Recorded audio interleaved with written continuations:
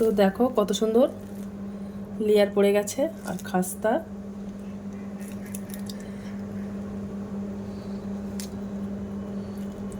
Hello বন্ধুরা, তো আমি আজকে আবার অন্য দিনের মতন চলে এসেছি। আজকে রেসিপি হচ্ছে বিহারের বিখ্যাত খাজা মিষ্টি। তো চলো এই মিষ্টিটা আমি কিভাবে বানাই তোমরা শেষ পর্যন্ত ভিডিওটা স্কিপ না করে পাশে থেকে দেখার জন্য অনুরোধ রইল। তো চলো, তো এই মিষ্টিটা বানাতে আমার 1.5 বাটি মতো আটা লাগবে। তো 1 বাটি, তো এই 1.5 বাটি মতো আটা নিয়ে নিয়েছি, ময়দা, পরিমাণ মতো লবণ আর 4 চামচ সাদা তেল দিয়ে দেব।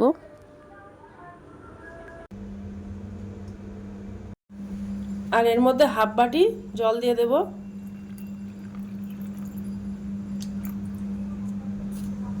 দিয়ে ভালো করে একটা ডো বানিয়ে নেব।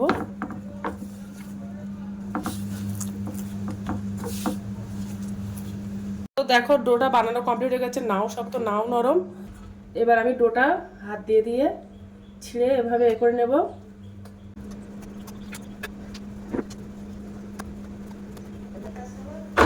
তো এবার ডোটা ভালো করে মেখে নেব আবার। এবার আমি লেচি কেটে নেব সমান করে একদম।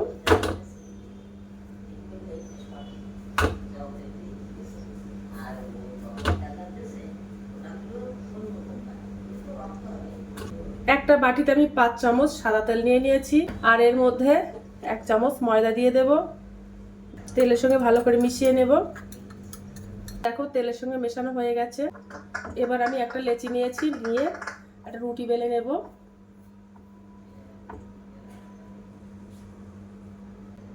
একটু আটা দিয়ে দেব।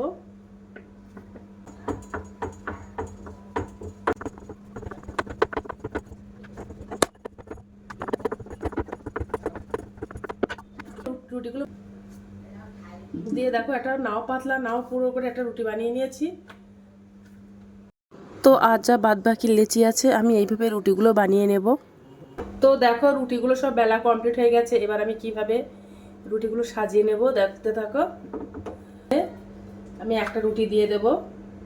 আর যত বেশি লেয়ার হবে রুটির তত কিন্তু মিষ্টিটা আরো সুন্দর হবে। প্রথমে একটা রুটি দিয়ে দিয়েছি। আমি ময়দা আর তেলটা মিশিয়ে রেখেছিলাম, যেটা দিয়ে দেব।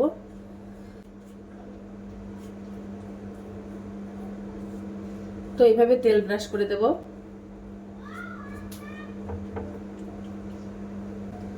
আর একটু শুকনো ময়দা দিয়ে দেব।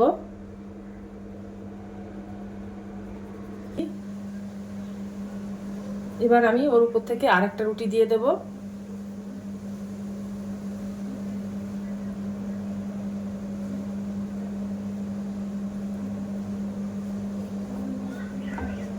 তো রুটিটা দিয়ে দিয়েছি, দিয়ে একটু তেল ব্রাশ করে নেব। এই তেল ব্রাশটা করে নিলে রুটিটা জোড়া লেগে যাবে না, আর বেশ সুন্দর একটা লেয়ার তৈরি হবে। উপর থেকে একটু শুকনো ময়দা দিয়ে দেব। দিয়ে আরেকটা রুটি দিয়ে দেব।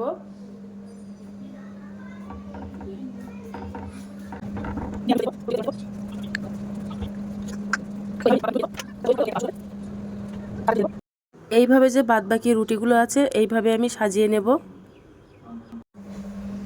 তো দেখো রুটিগুলো সব আমি একের পর এক সাজিয়ে দিয়েছি। দিয়ে উপরে একটু তেল দিয়ে দিয়েছি আর একটু ময়দা ছড়িয়ে দেব।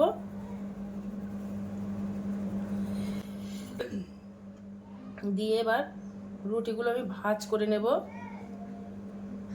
মুড়ে মুড়ে। তো এইভাবে ভাঁজ করে নেব। যত বেশি রুটি হবে তত কিন্তু লেয়ারটা আরো সুন্দর হবে।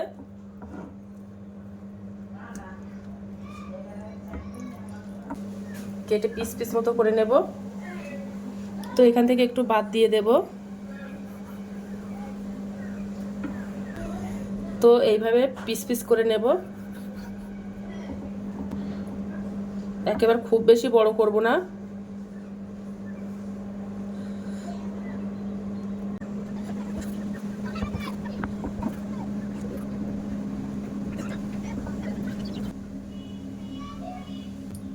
এবার আমি লেচিগুলো একটু গোল গোল করে নেব।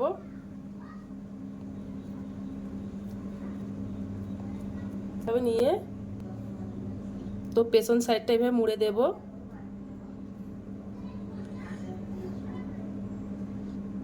দিয়ে এভাবে লেচিগুলো বানিয়ে নেব।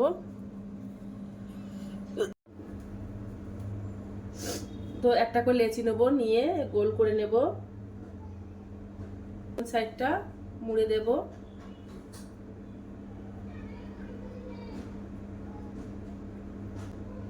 তো দেখো মুড়ে দিয়েছি, দিয়ে এইভাবে লেচিগুলো বানিয়ে নেব। তো দেখো লেচিগুলো সব বানিয়ে নিয়েছি। এবার দেখো যে পিঠটা মুড়িয়ে দিয়েছিলাম সেটা নিচের দিকে দিয়ে দেবো, আর উপর থেকে হাত দিয়ে একটু চেপে চেপে মিষ্টিগুলো সব বানিয়ে নেব। এভাবে দিলে লেয়ারগুলো বেশ ভালোভাবে পড়ে। তো দেখো একটা মিষ্টি বানানো কমপ্লিট হয়ে গেছে। এবার আমি বাদ বাকিগুলো এভাবে বানিয়ে নেব। দেখেছো কত সুন্দর হয়ে গেছে। মিষ্টিগুলো সব বানানো কমপ্লিট হয়ে গেছে। এবার আমি মিষ্টিগুলো ভাজা করে নেব। তো কড়াইতে তেল দিয়ে দিয়েছি। তো তেলটা আমি হালকা গরম করে নিয়েছি। এবার তেলের মধ্যে ছেড়ে দেব।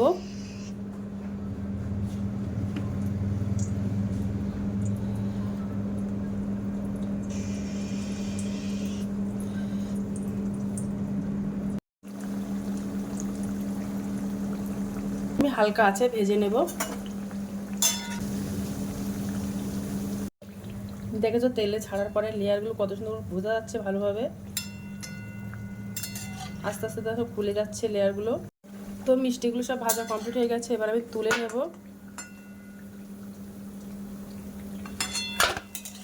তো দেখো মিষ্টিগুলো সব ভাজা কমপ্লিট হয়ে গেছে। এবার আমি একটা চিনি শিরা বানিয়ে নেব। তো এই বাটির আমি 1 বাটি চিনি নিয়ে নিয়েছি। এতে 300 গ্রাম মতো চিনি আছে। তো চিনিটা দিয়ে দেব,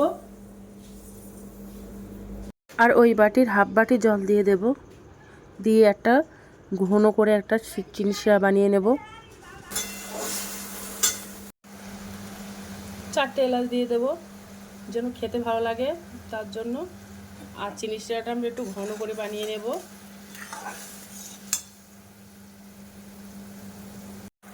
তো দেখো চিনি শিরাটা বানানো কমপ্লিট হয়ে গেছে, আর আমি একটু ঘন করে বানিয়ে নিয়েছি চিনি শিরাটা।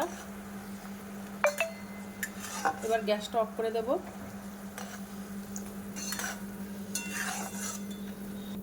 আর যে মিষ্টিগুলো আমি বানিয়ে রেখেছিলাম সেগুলো দিয়ে দেব চিনি শিরার মধ্যে।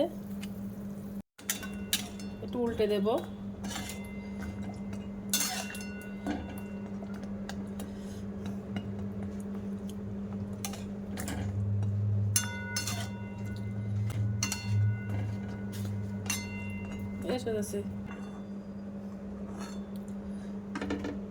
তো দেখো মিষ্টিগুলো বানানো কমপ্লিট হয়ে গেছে, আর কত সুন্দর হয়েছে দেখতে।